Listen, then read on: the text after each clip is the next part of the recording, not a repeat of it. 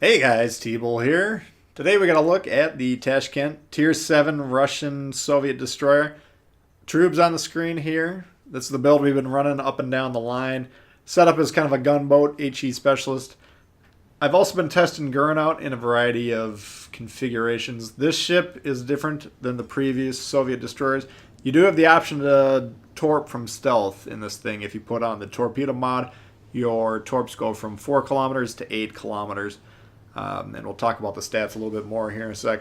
But that frees up or it gives you more freedom in your build and gives you options. So keep that in mind. This ship is kind of the answer to the question I've been getting a lot lately. Why would I want to keep playing these Soviet destroyers? It's a frustrating class for a lot of people, especially people that are really into destroyers, because it's not typical in terms of the destroyers that we currently have. The closest line is the Americans, but even those are more familiar to the quote-unquote traditional destroyer gameplay than these ones. So, it takes a little bit of an adjustment in terms of how you want to approach the games. But the Tashkent is a kick-ass ship. Even stock, it was pretty good. But every time you put an upgrade on there, it just gets better and better. And this game, it's fully upgraded. I picked this one because we're going to see the weapons armaments in a variety of different manners. Here we're blind torping, and it looks like we're torping the Colorado. He's obviously out of range, though. But the twist and track was pointing directly at him, and I was thinking, if there's a destroyer by him, he's probably going in front of that Colorado. There, the cruiser pops up behind him, though, so we know that torp cell is not really in play. So we're just going to kick it up, start taking a couple shots here, see if we can get them on fire. Nobody on my team's shooting the ships that I'm spotting, so if that's the case, just move on to something else. Gneisenau pops up here, and we'll start gunning him down. You'll be seeing me switch out between HE and AP throughout this match. You're just going to have to keep an eye on that, because I'm not going to point out every time.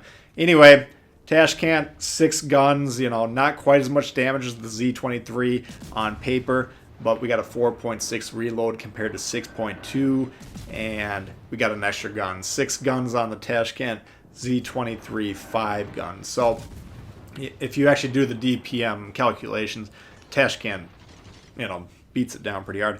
Now, that's with HE DPM. The AP got 3,700 damage on the Z-23, 2688 on this with my builds being compared. So the Germans, they're always going to win the AP argument there. I mean, that's what they're designed to do. But both lines have very effective shells, both HE and AP. But the Tashkent, better reload, and extra guns going to get more damage, which means in a straight-up gunfight, destroyer v destroyer, this is the ship to kind of be afraid of. Now, the Z-23, the Lightning, they have the smoke sonar option. There's other ways to deal with this ship, but just a straight-up gunfight, open water, no consumables in. This is the ship to be kind of afraid of. Lightning, we get some torps down there. You can see he's not within that 4-kilometer range, but those torps are actually going to be on target now. He's kind of slowing down, speeding up. What's he doing? So I'm trying to get a read on what he's doing. I do want to shoot him. What we want to do when we're torping destroyers is we want to disable their engine if possible. That'll kind of slow them down as they're crossing the torp field and make it much more likely to hit. So to hit the engines, you want to shoot them in the back of the ship. You can disable the engine anywhere on the destroyer, but the further back you hit, the more likely you are to hit it. Now, we didn't need to hit them with the torps there, even though it looked like we probably would have gotten them, because our support ships are doing a really good job supporting us and shooting him along with us. So anyway, getting back to the stats a little bit, 42.5 knots in the water, easily the fastest. Biggest turn radius, 730. Rudder shift kind of, actually the highest rudder shift on the way I have it set up, 5.4 seconds. So, and then sea detectability, 6.9, way higher. You can probably get it down to about 6, I think. I'm guessing base is probably 7.2. I do have the concealment mod in slot 3, so that's why the rudder shift could go down a little bit and the concealment could go up a little bit if you swap that out with like a steering gears, for instance. So anyway, it's still going to be like the other Soviet destroyers. You're still going to get outspotted by the other destroyers, but that's just a fact of life with this thing. If you haven't learned to deal with it by now, then Probably haven't been enjoying this line too much, but anyway, this learn to live with it. You're not going to outspot other destroyers, and you know you got to recognize when you can push into them to spot them, and then if you get in that situation, you can normally gun them down. Anyway, we've kind of whittled this Edinburgh down. Again, good support from my team, who's doing a pretty good job here. So now we have an interesting situation on the map where most of the ships are kind of in the southwest. Maybe third of the map. It's kind of a really bunched up map where not great map control on either side, but here we're getting plane spotted. Not the end of the world. Nobody's really in a great position to shoot at us. Bismarck dead in the water, though we're right next to us. And battleships playing near islands isn't always a bad thing, but playing near islands when you're in an advanced position and there's destroyer threats still present. You know, this is a good example of why this is a dangerous thing for him to be doing. And this is a traditional Soviet destroyer torpedo boat play. This is not, you know, Tashkent specific with our longer range torps, but, you know, should be a familiar play for those of you who have been grinding the line by now. We're just going to hug the island as close as we can. Too close for comfort here. We almost get lodged on the island there. But we had full health, so we could take that shot.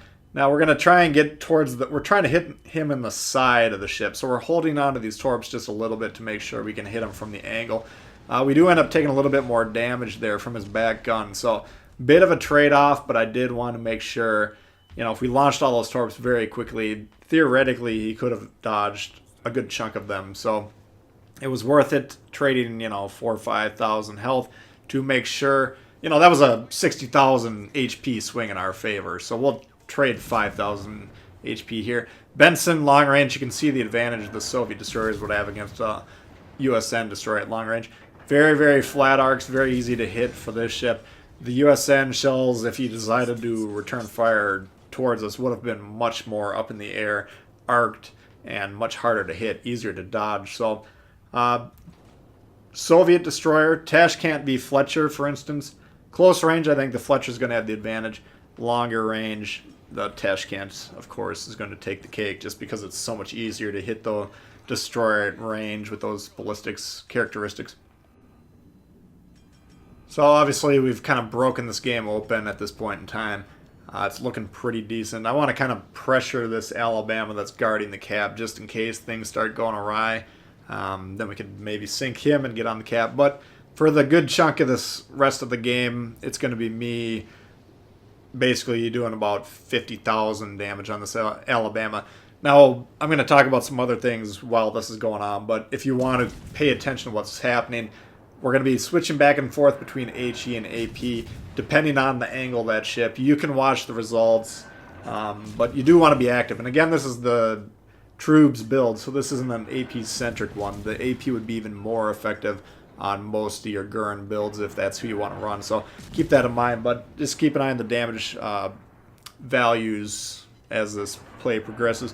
But what the 8-kilometer torps compared to the 4-kilometer torps give you, well, it's very obvious. I mean, yes, you can torp ships from stealth. We all get that.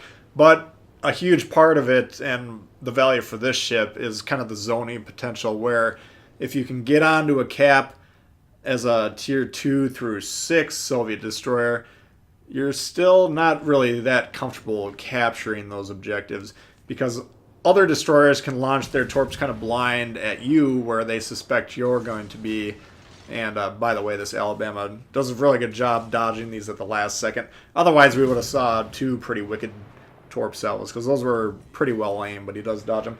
But anyway, with the Tashkent, with our 8-kilometer torps, now we can kind of zone them as well. And we make it much more difficult for enemy destroyers to control the play by getting us spotted, keeping us within, or remaining within our detection range, but keeping us out of theirs. So, you know, a good enemy destroyer playing a tier 2 through 6 Soviet destroyer can keep you spotted, but can make sure you can't spot them. That obviously gives them a huge advantage, because their whole team will be able to shoot you, and nobody on your team can shoot them.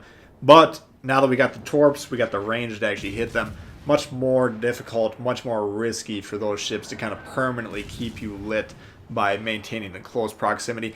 And the torp reload on these, best at the tier. I got them under a minute, 58.7 on my build. So based on how I have all these ships set up, this ship is putting out the most volume of torps at the tier, and it's 3x3.